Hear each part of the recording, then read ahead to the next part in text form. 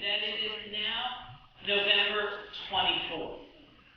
That's 1 week from today. It's the Sunday before Thanksgiving. Now I want you to imagine that you've made all your Thanksgiving plans for dinner, and everyone is coming to your house. Now, if you don't have family here, then your closest friends are coming. So think about your plans for Thanksgiving dinner. Now imagine that you go home from today's service. Remember, it's next Sunday, November 24th. You finished your lunch or dinner of having the pastor for lunch, either feasting or picking apart the sermon. You're having a quiet afternoon, reading the paper, taking a nap, doing whatever you do on Sunday afternoon. The phone rings and you are greeted with a person who has a very, very heavy British accent. They say, "Good afternoon. Her Majesty, the Queen of England, Queen Elizabeth II, will be in the United States beginning tomorrow, November 25th. She has many official days planned. However, Her Majesty would enjoy having some time and meals with everyday American citizens. If it's okay, she will be at your house.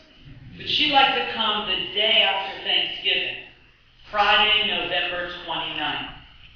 And she would like to stay for dinner around 5:30, if that would be convenient." Now, after you verify that this is a real call and not your friends playing a prank, you agree. You hang up, and all of a sudden you're besieged with many questions and concerns. What will we serve? What will we wear? Who should I invite? Do I have time to get the house redone? How about at least getting the carpet cleaned in that wall with all the dirt? Maybe we can paint it. Well, if that far-fetched scenario would really happen, I want to ask you, what would you serve the Queen of England? And on what would you serve the food? Now, remember, it's the day after Thanksgiving. Most of us, well, what do you have Friday after Thanksgiving? Most of us have leftovers. And by Friday evening, we're growing weary. We eat the scrape together, the turkey, the dressing or stuffing, depending what you call it, maybe some leftover mashed potatoes, or if my grandmother was alive, she would be frying up potato pancakes. By Friday evening, with a little luck, at least at our house, we hope we're cleaning up the leftovers or sending them to the freezer. Well, what would you do? Would you scrape together all the leftovers and somehow make them attractive as leftovers can be, and serve them to the Queen? Or would you call the embassy?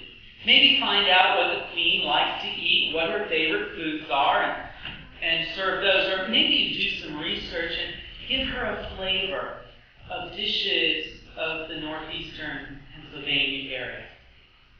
Well, as you think about what you would serve Her Majesty, would you get out your good silver or your good flatware, your good china, your crystal, or at least have all the glasses match and no chips in them, and you wouldn't use the cartoon character glasses? You've been to our house out here. Or would you use paper plates, plastic knives, forks, spoons, because it's much easier? The question is, would you serve the Queen of England leftover on disposable paper plates? Or would you serve her the very best you could, using the very best you have? Well, my guess is that unless you wanted to create an international incident, you would probably not serve her leftovers on paper, but rather try to have at least something nice. The issue for you and me on this consecration is really a much larger issue than what would you serve the Queen of England. The issue on this Sunday and every day of our lives is, what are we giving to Jesus Christ? Are we serving Jesus Christ, who is the King above everyone and everything, the best that we have? Or are we just giving the leftovers of our life, the parts we don't want, the carcass of our life after we've picked off all the good things? What are you and I giving to the one under whose name every knee shall bow and every tongue confess? Are we we giving to God the first and the best of our time and our energy and our money? Or are we giving to God the leftovers, the time when there's nothing good on TV? Are we throwing at God's way a mere pittance, but greedily keeping the best and the most for ourselves? You see, that's what Consecration Sunday is all about. It's ultimately not about the estimate of giving card you're going to get at the end. It's not about how much you think you give to Christ and His church.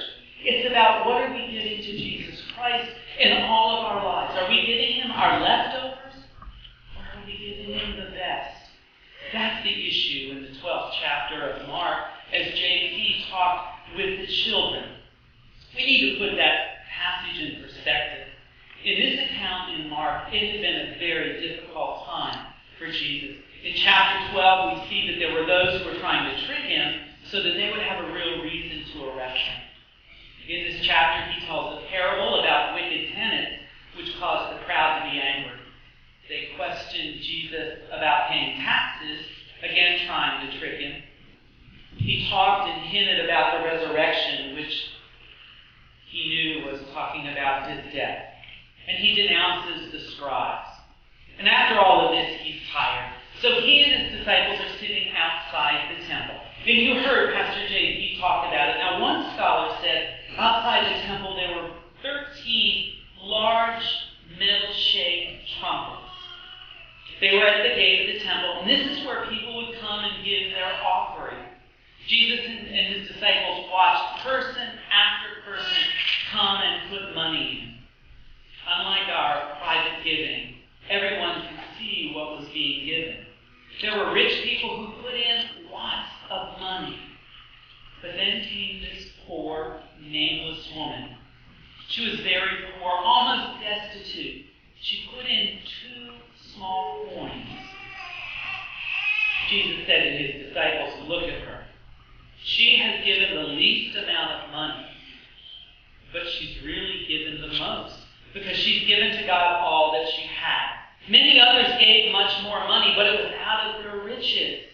They gave, but they never surrendered their life to God. This woman, however, only put in a penny. She gave God everything. It wasn't out of her abundance, because she didn't have abundance. It was out of her poverty that she gave, and she gave it all to God. The issue was and is not the bottom line. It isn't the amount she gave. Jesus wasn't concerned about the final budget item in the treasure.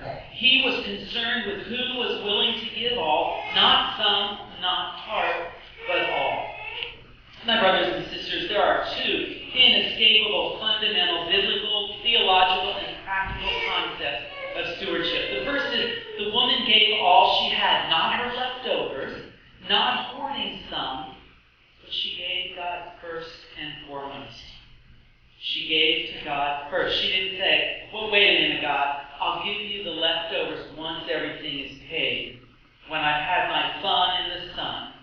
But rather, she gave to God first. The passage of Deuteronomy that I read recounts over and over God's mighty acts. And over, Deuteronomy reminds the readers that we are never to forget what God has done.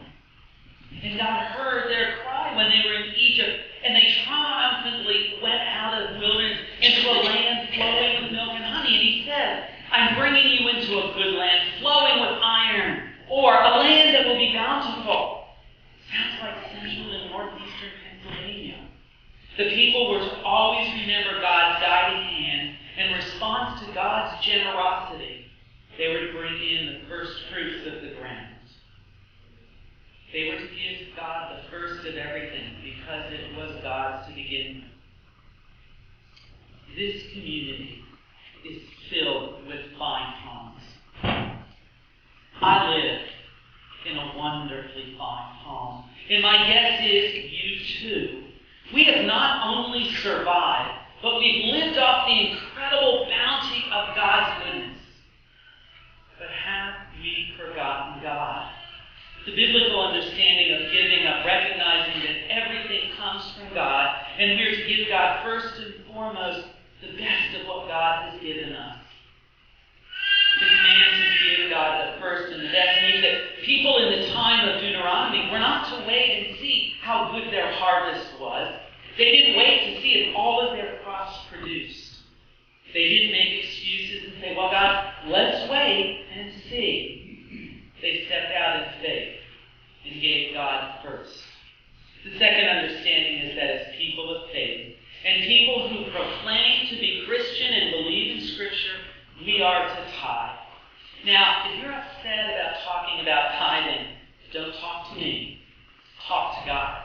Because it's God's expectation. But you need to understand, and we need to understand, that tithing has nothing to do with money.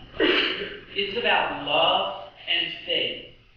Do we love God enough to put our entire faith in God and God alone? During Lent, we sing, "When I survey the wondrous cross." And there's a line that I would like on my tombstone, if I have one. My wife and I are still not in agreement. I want to be cremated, don't worry about it. She's not sure. But if she's going to have it, I want this line from that hymn. Love so amazing, love so divine, demands my life, my soul, my all. In terms of the offering we give, we say we love God more than anything. But how often do we spend more on things of fun than on God? We say we love God more, but we spend more on 1 week's vacation. We spend more on giving the wait staff tips during the week. Some of us spend more on clothes than some of us give to God's church. As the church, we say we have faith, but do we live as we say we believe?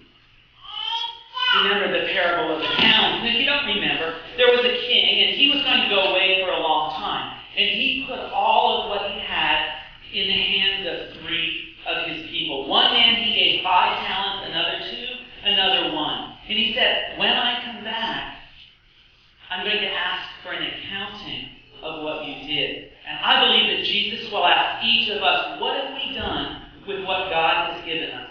He will ask, did you hoard it, keep it for yourself? Did you spend it foolishly in the things of this world? Or did you help benefit my church and my kingdom?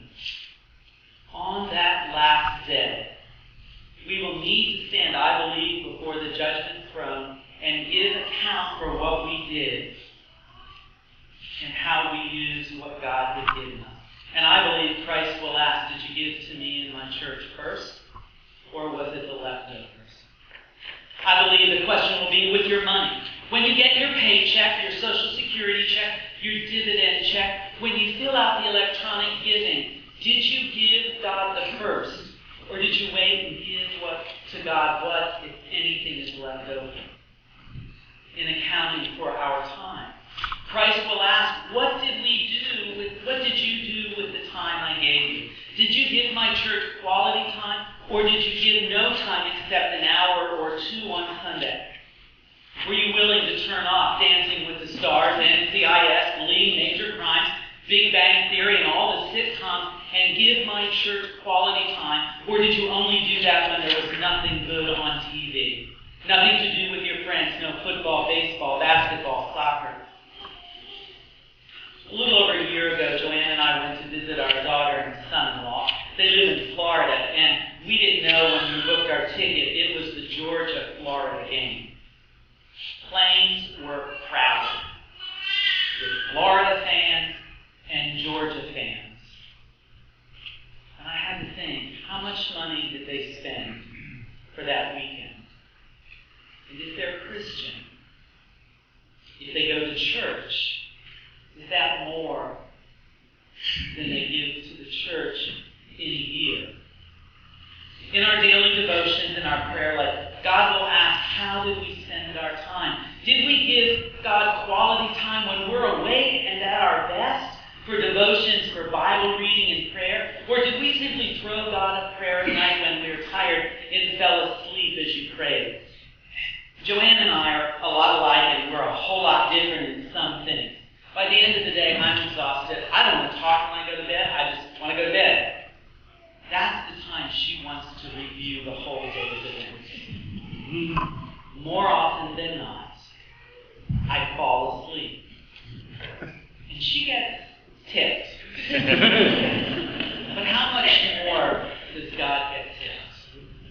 we do that day after day after day. In the order of our day, how do we spend our time? God, I believe, will ask, you have time for everything and everyone, but not for me.